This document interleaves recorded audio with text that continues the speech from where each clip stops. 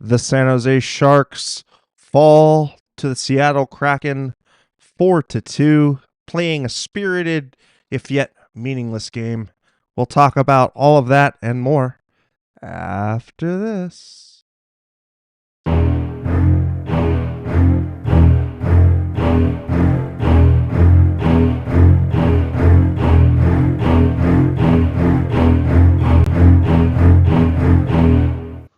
But first, if you want to be a part of the show and join the conversation, chat with us and fellow Sharks fans on the page or the app, follow us across all the social media channels, that being the YouTube chat, the X Machine, Instagram, Facebook, Threads, Reddit, Discord, and all the shenanigans that go down over on the TikToks. Check out all of that and more at tealtownusa.com. And if you want to help support the pod and help get Buckeye a new MacBook, maybe, at Teal Town USA on the Venmo machine always helps out. Well, it's good to be joined by Mr. Ian Reed. Ian, we've seen this movie multiple times this year, but how are you doing this evening? I mean, it's fine, right? There's 8 games left in the season. It's the slow march towards death. It's fine. Yeah, well, you heard it here. To say, like, you heard it here first. Heard it here first, folks. It's fine.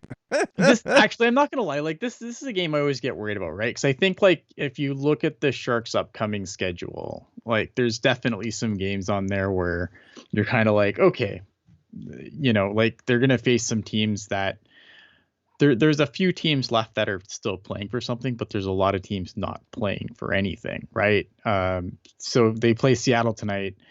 They play LA on Thursday. Obviously, LA is still playing for something. The Blues are technically still playing for something, but that road gets darker because they keep losing to teams that they should beat. And then they beat good teams, right? But then you've got Calgary, Seattle, Minnesota. Edmonton is pretty locked in, and then Calgary. So, I mean, there's definitely games on the schedule where you're concerned that points could get picked up. Now, obviously, if Chicago gets another win, that should put just about doing it on things, and then that, at that point, then it doesn't really matter, and they can win as much as they want at that point. But we're not there yet. So I was kind of nervous about this game, especially after they started kind of shitty, but then they came back and they started looking pretty good. Mackenzie Blackwood, I think, has given the Sharks the ability to win a lot of games this year through his goaltending. I think the one thing with this team this year, it's funny because, like, the problem when at the end of their cup window was often goaltending, and now when they're playing for nothing, the goaltending's great. Everything else is fucking terrible, but goaltending's fine. yeah, exactly. And if you're keeping count on at home, folks, the San Jose Sharks lead the bottom of the league standings at 42 points. Chicago at 49 points, with each of us playing 74 games. So again, it's a nice 7-point cushion on first overall as far as the best competitive odds for first overall. And again, like you had said, there was some life, but they started off really horribly. I mean, 29 seconds in, Matty Beniers gets his 13th of the season. Bjorkstrand and Tolvanen getting the assists there, and I mean, clear giveaway in your own zone. I mean, you practically lay it on to Tolvanen's stick, who shovels it over to Bjorkstrand, and Bjorkstrand able to get a shot off with Matty Beniers kind of going towards the net and picking up some loose change. And again, it's just piss poor defensive zone coverage. We've seen this ad nauseum. Again, I don't think we're going to see any kind of revelations in the last 8 games as far as defensive tightness goes. So, going into next year, they're going to have to really understand that they need to conserve the amount of passes that are going in their own zone, and not expose the puck to immediate forfeiture, because that was just utter horrible giveaway. Just so crappy. Yeah. Well, I mean, Chicago's schedule is kind of tough, but at the same time, like, I think the one thing with Chicago and San Jose, especially if you're a playoff team, is that is it's kind of a trap game too, right? Like the Flyers, they're still playing for something, and they lost pretty badly to the Blackhawks, right? The St. Louis Blues, I think they play the Blues tomorrow. Is it tomorrow they play the Blues? Let me just kind of scroll through here quickly. No, sorry, they play the Islanders tomorrow, which again, I don't know what Islanders team you expect to show up. Like, there's definitely games that they could, I think, surprise people. They said they have them. They have the Blues on their schedule on the 10th. I mean, I don't know. I think Chicago could pick up another couple wins here if teams kind of roll into town sleeping, or just teams that have just been really, playing for something, but giving up games to just weird teams. I don't know. And thank you, Puck Guy, for doing the math for us. Tragic number for 32nd overall, or if you're like us on Team Tank, magic number, 9 points. So again, the Sharks would need to lose a combination of 9 points and have some combination of 9 points either against, or have Chicago pick up an additional 9 points to secure 32nd overall. But again, I think the Sharks have. Yeah. I think they have fairly good odds at this point.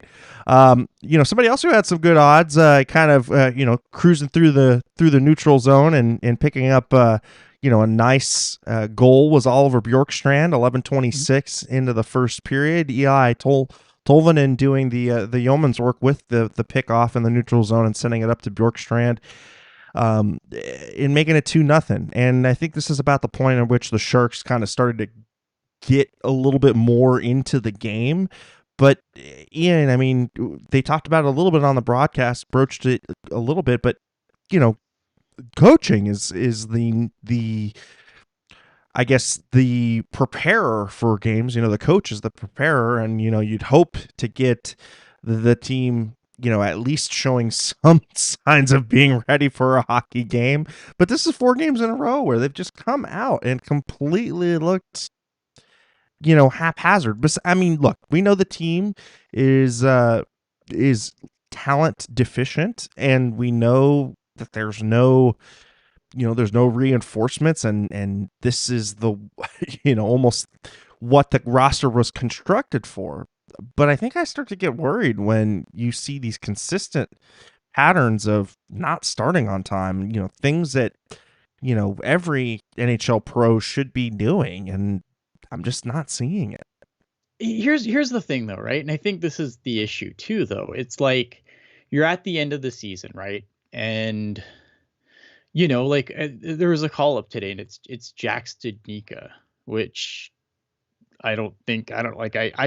I'm sure I joined a chorus of many people being like, really, that's the call up we're going to make right now. I mean, a lot of these guys, what are they worried about? Like, they know the season's over.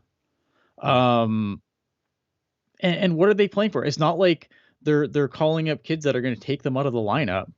They're calling up a guy, Jack Studnicka, who could barely stay in the lineup when they claimed him, and then got sent to the Barracuda post haste. So what is the motivation for the guys that have been here, knowing they're just running out the clock at this point? There's no Gushkin knocking on your door. Yeah. Going to take your spot for the rest of the season. Your guys are just going to play it out. If you're Kevin LeBanc, sure, you can't stay in the lineup. But I mean, if you're anyone, you know what I mean? Like, but everyone else is basically safe. They get to just keep playing. And I don't know. I think that's part of it. I'm sure someone will comment and saying that's a huge reach, but I don't know, man. Like, what are you playing for? You're playing for nothing. Yeah. It sucks because like you're playing in a nearly empty building. Exactly. I think it sucks for like I hate it for the goalies, because I think, like, again, the goaltending, if you want to go down the list of problems with the Sharks this year, goaltending should be near the bottom of your list. If goaltending's really high, I don't know what team you've been watching.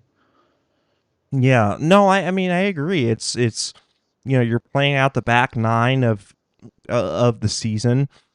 There's not really a lot of incentive from the general manager's position to call up any prospect of note. Yeah, and So like, and some people are going to reply, "Oh, well, they want to lose, right? So they can't call up the kids." But like, these kids couldn't, it's like you bring up Gushkin and they might win. Well, let me tell you a story. He plays for a little team called the San Jose Barracuda, and he couldn't carry them to many wins this season. So I don't know what you're worried about. yeah. Like, I like Daniel Gushkin. I think he's a player that should definitely get a shot down the stretch here. Like, when you would normally see kids kind of get a shot, but like, if you but the idea that you call him up and, oh, they're gonna go on a tear, like, I like Daniel Gushkin, but let's simmer down a little bit, right? Like, I mean, but this at this the Barracuda least they team's like to see also him. eliminated from the playoffs. The Barracuda team, oh, 100%. But this Barracuda team is also dead last in their league, so it's not like, I don't know, because you always get stupid, like, you always get some stupid knucklehead that comes out when you say, "Oh, bring up this kid or bring up that kid because it's garbage time. Who cares?" And they're like, "No, man, it's you can't fuck up the tank." Like, fuck off. Like, how dumb can you be? Yeah. Yeah. Well, somebody who wasn't trying to tank and ended up getting a power play goal was Fabian Zetterlund, getting his 21st of the season, with Mikael Granlund and William Eklund getting the assists. That would be his 21st goal of the season at 14-19. This kind of gave the Sharks a little bit of life. Mhm. And, really a nice wired shot from Zetterlund. And, Mikael Granlund and William Eklund doing some nice creativity out, past the circles.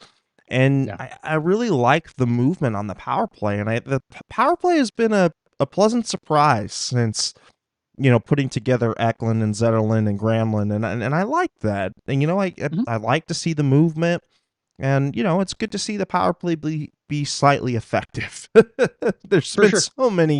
so many years of ineffectiveness on the power play. It's nice to see a little bit of effectiveness, even if it's in garbage time right now. It's definitely garbage time. No, but yeah, but no, I mean, like, there has been things that I've liked about the Sharks this year. Like, I think, a guy like Zetterlund's really, who had questions about at first, and maybe the way he finished last season is like super grown on me as a player, and like, I think Eklund, like, I think you'd like, some more points from Eklund for sure, but I've liked the way his game's progressed. I've liked the journey that Thomas Bordeleau has gone on this year. I think that he's played his best hockey in this most recent call up, which is exactly what you want to see at this point. A guy who's, I think a guy who's had definitely some ups and downs this season, some injury issues as well. But yeah, I Yeah, mean, I like, mean there's the definitely, and the kids. goaltending's Yeah. been good, right? And I think that's great, because I think, again, like, I wish the Sharks had this goaltending when they were at the end of their window. Yeah. Yeah, no, I think like you had said, it's the kids have been a bright spot, the goaltending has been a bright spot. Um but again, I think one of the major storm clouds that we've continually seen is the defensive responsibility, and it goes key into the third goal that the Kraken were able to score in that first period. Again, another horrible giveaway. Shane Wright able to just be basically parked out on the doorstep and able to just tuck it in. Schwartz and Eberle getting the assists there, making it 3-1. So, you had gotten a little bit of good mojo from the power play, but, it was less than 3 minutes later, they score again. Yeah, you know what, I was really happy for Shane Wright there, because I think he's a guy, like, who, I think he was a guy that was, like, a lot of people thought was going to go number one in his draft year, and then Seattle's kind of taken the slow approach with him. I think they've let him work out his game with Coachella. I think he's been really good with Coachella. Anytime that I've seen him with Coachella, I think he's been good. And it sucks because, like, I feel like in today's era of, like, just constant information, like, guys, I think that we've gotten way too quick to scream bust at guys. Like, way before, like, there comes a point where you have to start saying, okay, maybe this guy's a bust. But I feel like with some prospects now, just because I think of just the social media and everything else, I think a lot of, you start hearing a lot of people, oh, this guy's a bust, and then it kind of just becomes the narrative. And I think it sucks, because I think that sometimes, like, I think a guy like Shane Wright, who is so highly touted, like obviously I think you would want to see him get to the NHL quicker, but I don't think that a slower path to the NHL is the worst thing sometimes. I think sometimes playing in the AHL for a bit is fine. Especially with So guys that I'm need to happy for adjust to him. the speed, right? I mean, and Shane Yeah. Wright looked like when he, it looked like the game was a little fast for him when he first got up. So it's good to see that they did take the slow burn approach with him, and I think it's gonna, like you I said, hope it serve him pays off. better.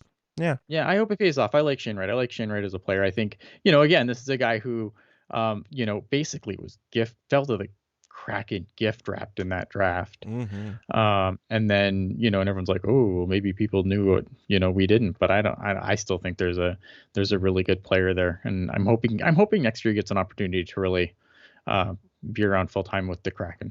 Well, I mean, that was the year that Montreal went off the board a little bit and got with the first overall of the kid from Czechia, the Mhm. center, and they wanted, that was who they selected, and the Montreal Canadiens.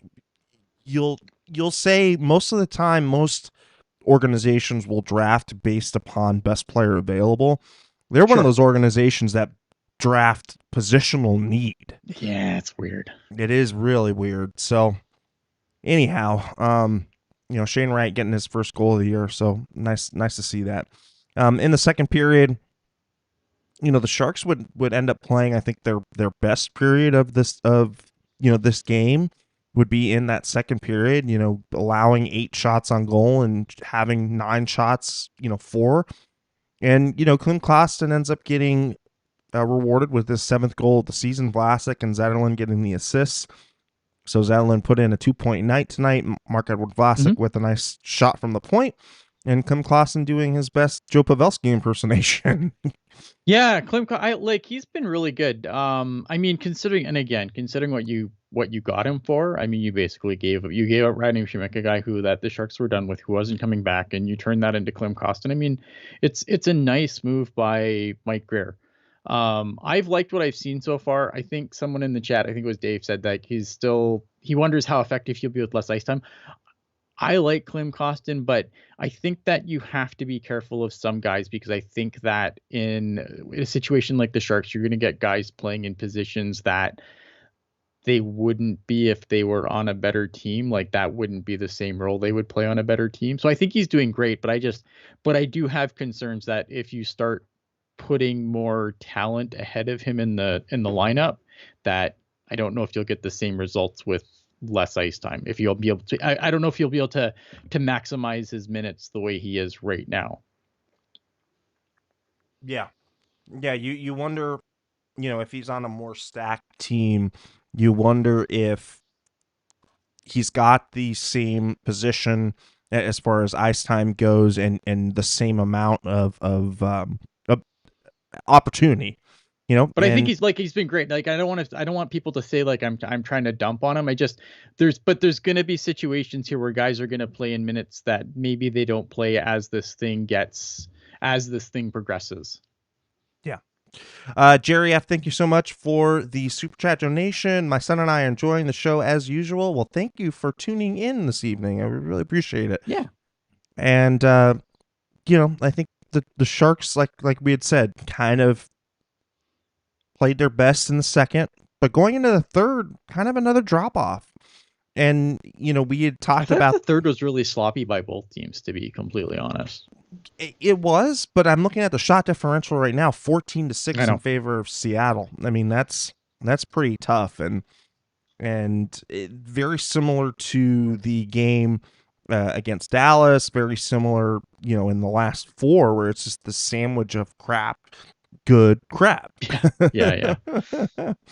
Yeah, there was one sequence where it felt like everyone just like no one could get the puck on their blade. It was like the Sharks healed it a bunch. I think Eklund was on the ice. I think he healed the shot, and then like the defense healed the clear, and then someone else got the puck back, and then they healed. Like I have never seen so many guys heal a puck in rapid succession like that. It was amazing. I wish I had I had a GIF or something of it, but that's the thing that stood out to me the most in the third period was just this series of both teams kind of healing the puck in the Seattle's defensive zone.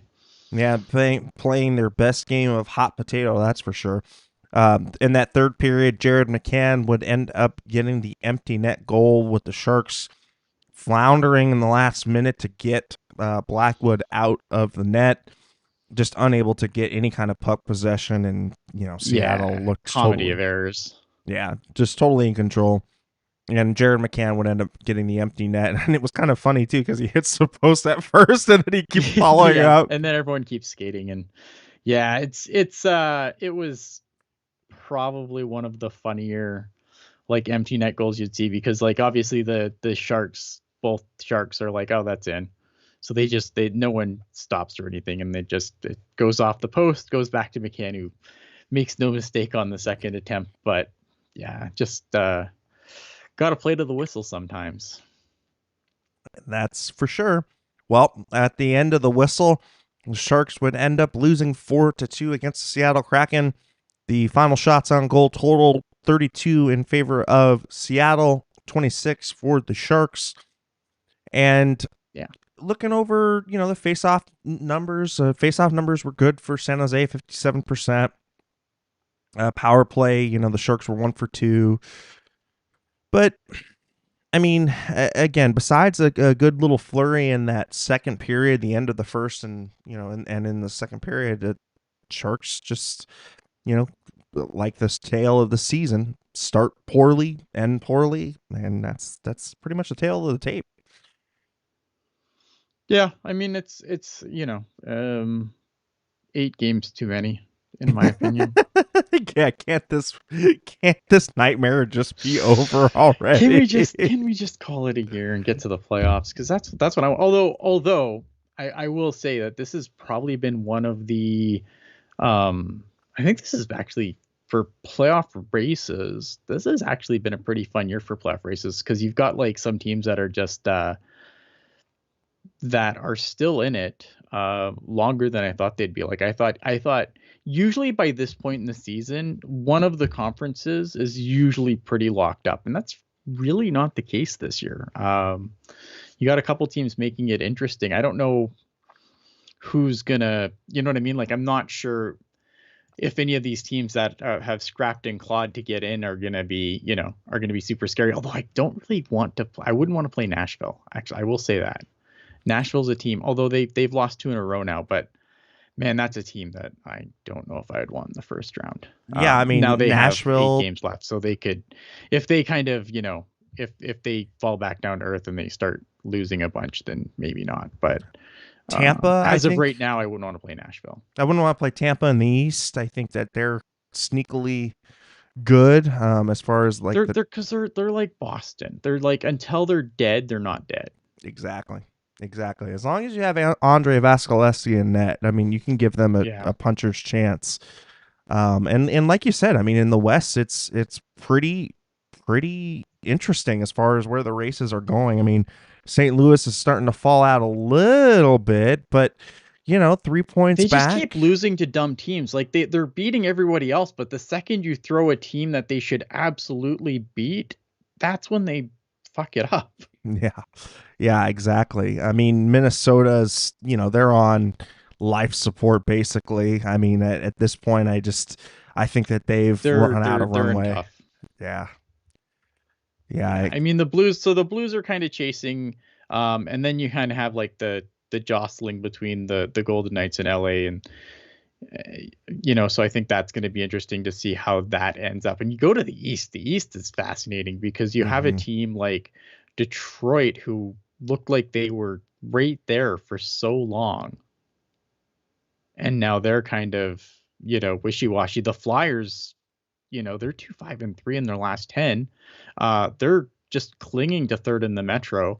Washington's right behind them by a point. Like Talk about an interesting team, huh? The Washington Capitals getting rid of Kuznetsov and selling off pieces, and yet still competing, and it's kind of interesting. But you look at that goal differential, the -31. That just that's a mirage. Yeah, the Capitals don't scare me, but still, I mean, it's an interesting dogfight, and I'm glad that there's actual races for the playoffs, right? Like, yeah, Detroit's a point out.